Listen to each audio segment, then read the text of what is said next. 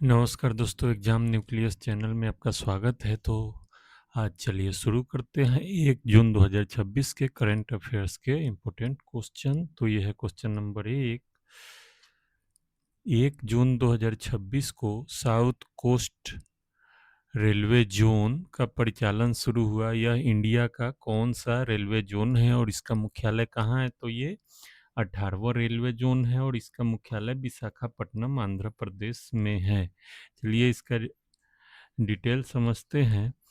तो 1 जून 2026 को दक्षिणी तटीय रेलवे जोन ने भारत में पूर्ण परिचालन शुरू कर दिया है।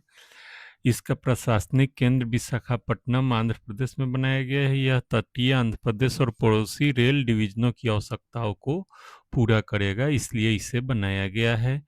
और इसके परिचालन के शुरुआत के साथ भारतीय रेलवे ने आधिकारिक रूप से नया 18 सितारों वाला राष्ट्रीय लोगो जारी किया है। तो Andhra Pradesh 18th railway zone बन चुका है। चलिए ब्रह्मोस मिसाइल के बारे में 30 मई 2026 को इंडिया के ने किस देश को ब्रह्मोस सुपरसोनिक क्रूज मिसाइल का आपूर्ति के लिए डील साइन की है? तो इसने किया है वियतनाम के साथ, अपना देश इंडिया। और इसका डिटेल यह है कि भारत ने 30 मई 2026 को वियतनाम को ब्रह्मोस सुपरसोनिक क्रूज मिसाइल प्रणालियों की आपूर्ति के लिए आधिकारिक समझौते पर हस्ताक्षर किए हैं।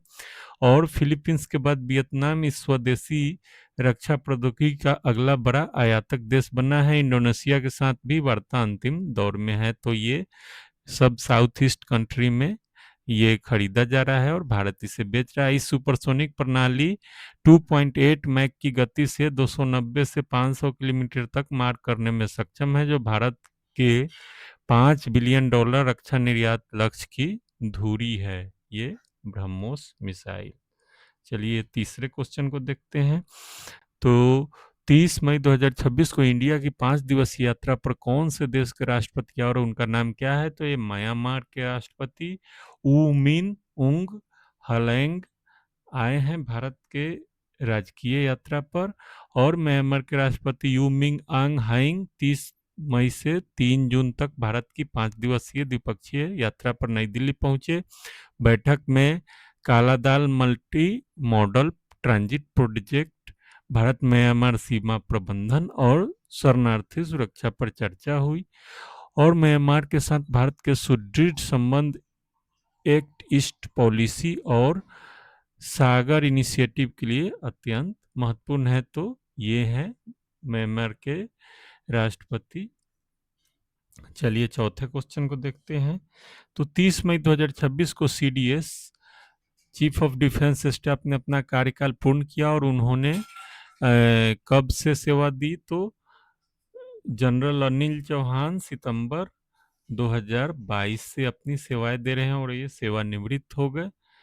तो इसका डिटेल यह है कि जनरल अनिल चौहान ने 30 मई 2026 को भारत के दूसरे चीफ ऑफ डिफेंस स्टाफ के रूप में अपना कार्यकाल पूरा किया। उन्हें विज्ञान भवन में गार्ड ऑफ ऑनर दिया गया। उनके कार्यकाल में 3 सेनाओं को थिएट्रिकलाइजेशन और एकीकृत युद्ध प्रणालियों को गति मिली। जनरल बिपिन रावत भारत के पहले सीडीएस थे। भारत सरकार ने वर्ष 2019 के अंत में इस शीर्ष सैन्य सलाहकार पद का सृजन किया था। चलिए देखते हैं अगला क्वेश्चन। समीर कामत की सेवानिवृत्ति के बाद डीआरडीओ चेयरमैन का अतिरिक्त प्रभार किसे दिया गया है? तो डिफेंस सेक्रेटरी राजेश कुमार सिंह को यह प्रभार दिया गया है। और इसका डिटेल यह है कि समीर वी कामत की सेवानिवृत्ति के बाद वर्तमान रक्षा सचिव राजेश कुमार सिंह को डीआरडीओ का चेयरमैन का अतिरिक्त प्रभार सौंपा गया है। और इसका इतिहास क्या है? तो रक्षा अनुसंधान एवं विकास संगठन की वर्तमान की स्थापना 1958 में हुई थी। यह रक्षा मंत्रालय के अधीन सर्वोच्च तकनीकी अनुसंधान संस्था है और इसका विशाल नेटवर्क है। देश के पास 50 से अधिक अत्याधुनिक प्रयोगशालाएं एवं लगभग 5000 सक्रिय वैज्ञानिक है। तो ये संभालेंगे अभी डीआरडीओ का अतिरिक्त प्रभार राजेश कुमार सिंह। चलिए अगला क्वेश्चन। तो पूर्व आईओए सेक्रेटरी और 5 बार के ओलंपियन शूटर राजा रणधीर सिंह का निधन किस आयु में हुआ? वे किस संस्था के सेक्रेटरी जनरल भी थे? तो 79 वर्ष की आयु में उनका निधन हो गया। ओलंपिक काउंसिल ऑफ एशिया के ये सेक्रेटरी थे। तो भारतीय ओलंपिक एसोसिएशन के पूर्व सचिव और 5 बार के ओलंपियन शूटर राजा रणधीर सिंह को 79 वर्ष की आयु में निधन हो गया। वे एशियाई ओलंपिक परिषद के लंबे समय तक मानद सचिव और कार्यवाहक अध्यक्ष रहे, जिसे एशियाई खेलों के प्रसार में मदद मिली। अलंकरण क्या है उनको मिला, तो वे अर्जुन पुरस्कार से सम्मानित थे और पटियाला राज परिवार से संबंध रखते थे। ये है राजा रणधीर सिंह के खेल जीवन के बारे में एक छोटा सा परिचय। चलिए, इंडिया का पहला रॉक चेक डैम किस नदी पर और कहाँ उद्घाटित हुआ, तो इंडस नदी पर उपसी लेह लद्दाख में ये हुआ है। तो लद्दाख के लेह जिले में उपसी में सिंधु नदी पर भारत के पहले अनूठे रॉक चेक डैम का उद्घाटन किया गया। ये पत्थर से निर्मित पर्यावरण अनुकूल संरचनाएं होती है जो मिट्टी के कटाव को रोकती है और स्थानीय स्तर पर कृषि के लिए जल उपलब्ध कराती है। पहल क्या है, तो यह दुर्गम पहाड़ी मरुस्थल लद्दाख में सतत जल प्रबंधन योजना का महत्वपूर्ण हिस्सा है। चलिए, भारत ओमान समझौता को देखते हैं। तो 1 जून 2026 से कौन सा महत्वपूर्ण व्यापार समझौता लागू हुआ, जिसमें 98.08% टैरिफ लाइन्स पर शून्य शुल्क का प्रावधान है।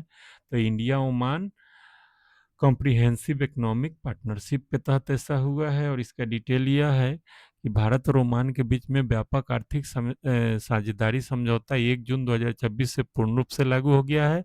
और शुल्क का क्या है, तो इसके तहत भारतीय निर्यात की 98.08 टैरिफ लाइनों पर तत्काल शून्य सीमा शुल्क का लाभ मिलेगा।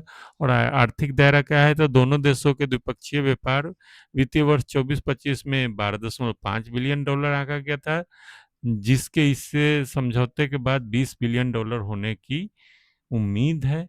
तो ये था आज का ट्यूटोरियल। इसका पीडीएफ लिंक इस टेलीग्राम चैनल से डाउनलोड कर सकते हैं और आप इसे पढ़ सकते हैं। आपको वीडियो देखने के लिए बहुत बहुत धन्यवाद। आप लोगों से अनुरोध है कि वीडियो को लाइक और शेयर करते हैं, चैनल को सब्सक्राइब जरूर करें। Thanks for watching.